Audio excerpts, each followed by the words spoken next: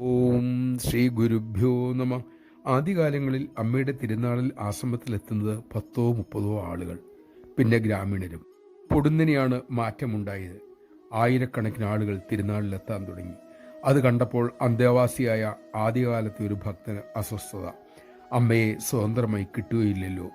ഒരു ദിവസം അമ്മ അദ്ദേഹത്തോട് പറഞ്ഞു, മോനെ, കൂടുതൽ പേർ അമ്മയെ കാണാൻ വന്നപ്പോൾ നീ അസ്വസ്ഥനായി അല്ലേ? നീ എന്തിനാണ് ആശ്രമത്തിൽ കഴിയുന്നത്? കൂടുതൽ ഭക്തന്മാർ വരുമ്പോൾ സന്തോഷിക്കുകയല്ലേ മക്കളെ വേണ്ടത്? അതാണല്ലോ അമ്മയുടെ ജന്മോദ്ദേശം തന്നെ. കഴിയുന്നത്ര പേരെ ഈശ്വരനിലേക്ക് തിരിച്ചുവിടുക. അതിനാണ് അമ്മ ഈ യാത്രകൾ മുഴുവൻ ചെയ്യുന്നതും. അമ്മയ്ക്ക് ഒന്നും നേടാനില്ല. ജനങ്ങളുടെ ആധ്യാത്മിക ഉന്നതിക്ക് വേണ്ടി മാത്രം അമ്മ ഓരോ നിമിഷവും ജീവിക്കുകയാണ്. നമഃ ശിവായ. മക്കൾക്ക് വേണ്ടി മാത്രം ജീവിക്കുന്ന ഒരമ്മ.